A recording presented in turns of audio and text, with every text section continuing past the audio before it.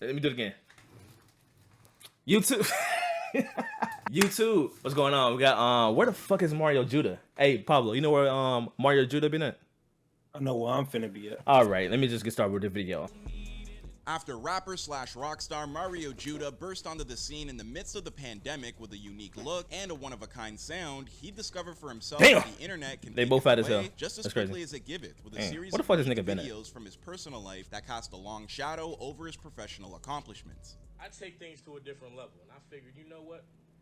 Somebody said please twerk. Kind of situation. But long before he'd reached that particular epiphany, Mario Diamond Judah Douglas was born on December 6, 1999 in Flint, Michigan. At some point during his childhood, his Ugandan parents packed their family. This nigga born in 1999? This nigga the same age as me? That's wild. I thought that nigga was like older than me, fool. Up and moved to South Atlanta, Georgia, which would quickly become Judah's adopted hometown. From his earliest days as an infant, it was clear that Mario had something of a gift for music. I mean, after all, his dad once told him that when Judah was only 10 months old, he was able to keep a steady beat on a drum set. And while that sounds nothing short of miraculous, at least to me, even with such a natural talent, Mario wasn't set on entering the world of music. Instead, his original plan was to become a teacher. Then as he grew older, his plans changed a number of times until he had ambitions of becoming a football player. Going down, right? I was on the football team. I was this super buff. But by the time he got to high school, he looks like a found himself going D-lineman down the wrong path. He explained what was happening in his life around that time to DJ. He probably would have been good. Stating, I wasn't a dumb kid who was just going through his shit. I was getting out of hand. I was getting into a lot of fights and shit. I was getting out of hand and I was getting into a lot of fights and shit. With his son constantly getting into trouble, Judah's father believed the only thing that could help his son was That's not the ship him off baby. to military school. That's exactly what he did. While you might think that would leave Judah feeling a certain kind of way about his pops, he actually came to the appreciation of that decision and believes that if his father hadn't this made picture that is choice, crazy. he may even be in jail today. So Judah was shipped off to be shaped up, and eventually he graduated from the academy, earning himself like a free badass ride kid. to college where he learned how to become a welder. Instead of entering the workforce with his technical expertise that he had learned, Judah circled back to his former love for music. As soon as he graduated, he started toying around with FL Studio and spent over 18 hours crafting. Nigga, that gap is wild. That shit wide as fuck. They're like a double wide surprise on me. That shit crazy. First beat. During this very important period of his development, Judah And he was got the shit primarily closed. listening to artists like Chief Keef, as well as Breaking Benjamin and Five Finger Death Punch, all of which would influence his style and lead him to creating something of a hybrid between rap and rock music. Once he finally had something that he was proud of, Judah recognized that he had found his calling card in life, and from that point forward, pursuing this goal became the most important thing that he could do, even at the expense of his family life. Now, when Judah got serious about making music, he jettisoned nearly everything else around him, and I do mean that literally. He explained the complex. That day, I called everyone I knew and I said, look, I'm sorry. I'm cutting off all my friends. I'm cutting off all entertainment activity. This is what I want to do. Since then, it's all I do. That was about 4 years ago. And that's not all. Mario took his newfound endeavor so seriously that he barely ever left his room, which led him to gaining a whole bunch of weight after having been rather in decent athletic shape for most of his teenage life. Damn. And working, but essentially health-wise, I just wasn't doing anything else but making beats. I was on my computer all day doing nothing. Now, at first, Judah thought that he may only become a producer, and so he only focused on crafting beats. But when he realized that people he was working with kept expecting him to make them for free, it felt like a slap to the face. Shortly thereafter, someone gave him the best advice that he's... You know, I don't know, like, big niggas be having these, like, you know, skinny ass jeans on. What kind of shoes are those? Look kind of cool. Pablo, you know what kind of shoes those are? Kind of which ones? Those shoes. You know those shoes? I'm gonna take it as you don't. Huh? All right.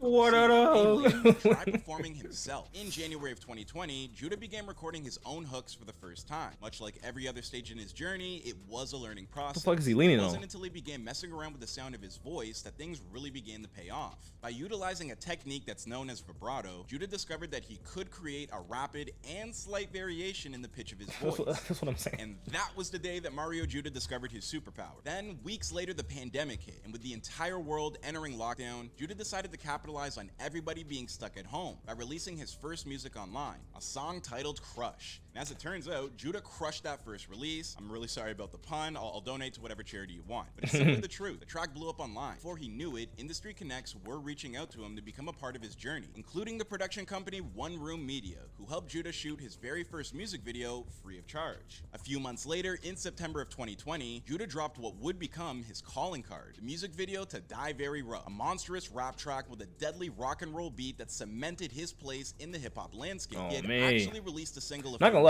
earlier on. Crush was a really good song though. I fuck with that song. And Die Very Hard. Both of them was hard. It was the video that did all of the heavy lifting. About a week after releasing it on YouTube, Judah woke up one morning to discover that a clip from it was trending on all other social media platforms. And within 4 days, that clip had earned more than 4 million views. From there, the popularity of the track transitioned to TikTok. And as we've all come to discover over the course of the past couple of years, once a song is trending on TikTok, I mean, man, it's a wrap. After taking over streaming platforms like Spotify and Apple Music, Judah received an invite from the folks over at Rolling Loud to live stream a performance that fall. Taking advantage of this extra opportunity, Judah would go viral once more, this time for doing a pure fire interpretation of the Baby's Rockstar featuring Roddy Ricch, delivering the song like it was truly meant to be performed. Shortly thereafter, the comedian and this nigga sweating hard as fuck. This nigga wet as fuck. You didn't say that. I didn't say that, huh?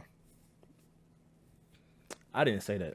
Known as Drewski, conducted a hilarious interview that only served to increase Judah's exposure even further. I didn't mean to say that. With more control over his destiny than ever before, Judah decided to manifest something that he truly wanted. No, not his own debut studio album. Instead, as one of the world's largest Playboy Carti fans, Judah decided to gently encourage his musical idol to release the long-delayed project titled Whole Lotta Red. By lightheartedly threatening to make his own version of the album and release it himself, Judah was hoping to motivate Carti into dropping the actual version first. Only it didn't exactly wind up working out that way. That's on fire. After giving Carti a deadline of December 6, 2020, the date came and went. And with no Playboy Carti album, Judah lived up to his own word and dropped his own EP, including the song titled Yeah, completed with Carti's infamous baby voice and everything. Within 24 hours, that track had earned over 1.4 million views on YouTube. Only a little over 2 weeks later, Carti would finally drop his own version of Whole Lotta Red, which I guess kind of suggests that Judah's scheme may have succeeded at least a little bit. In short, Mario Judah had discovered how to make the internet work for him like few before him ever had. While speaking with the folks over at Complex, he gushed, "I love the internet and what it has to offer. I love that the internet gave independent artists like myself the opportunity to speak and inspire young people. I love everything about it." Which is to say that by the start of 2021, Mario Judah had the entire world in the palm of his hand. And then the internet did what it does sometimes, and it turned on him. The disappearance of Mario Judah started to take place during the first month of 2021, when a video was leaked online that allegedly showed Judah getting into a fight with his ex-girlfriend. Prior to that clip going viral, Judah had been dropping some not-so-subtle hints across social media that his girlfriend was being unfaithful. And once that video began circulating, it was clear that things had gone much further than anyone could have expected. Then something even stranger happened. Judah claimed that he had purposely staged the video to show his fans the difficulties of being in a messed up relationship. Yeah, this explanation was met with a mixed reaction. I mean, after all, it was practically impossible to tell if Judah was being brutally honest. Mario Judah has basically disappeared off the face of the planet. Seriously, I mean, he did eventually release 2 songs in 2021, including a collaboration with Tess X titled It's Time to Rock. That shit was hard. Titled Remember that was a hard Your Name, song. towards the end of that year. But that was it. Then in 2022, he released another single, this one titled Afraid to Love, while occasionally teaming up with underground artists like The Holiday and Kill Station for tracks that never really saw a wide release. And since then, nothing else of merit has manifested in terms of Mario Judah's career. He's apparently hard at work at his debut album, which might even include a feature from Tr1lligy, which I think we'd all enjoy, but that project... Oh, I mean, they need to collab so bad, fool. They need to. They'll be so hard. And I'm not gonna lie to you, I kind of like Mario Judah's Whole Lotta, not Whole Lotta Red. What's the song called? Mr. Rage. I like his Mr. Rage better. I ain't gonna lie to you. It's the better one. Announced. What's more, the very last thing we heard Fight from me him about it. was a curious post on social media in which he either seems to be working through a series of personal issues or is simply trying his best to let his fans know that we all struggle at different times. Either way, it doesn't exactly bode well for Mario's mental health or well-being. So here's to hoping that wherever Mario is, that he's doing all right and that we finally get that studio album sometime in the near future. And for real, say what you say about the last few headlines involving this man, but his music is special. And there are a few artists out there playing in the same wheel wheelhouse. And as for when Mario Judah finally makes his triumphant return, we're just gonna have to wait and see. I mean, after all, you are now caught up with his recent activity right here on Where Are They Now. So thank you everybody for watching today's episode, and before you head off, why don't you consider answering the following question. If you found yourself in a personal scandal while your career was blowing up, would you take a back seat until things blew over, or keep pushing through? Let me know what you would have done in Judah's position in the comments down below. Otherwise, I don't know. So I'll probably just take a break. Then after that, I wouldn't like give up, but I'll just probably like try to push through. I wouldn't give up though. I wouldn't give up. I never do that.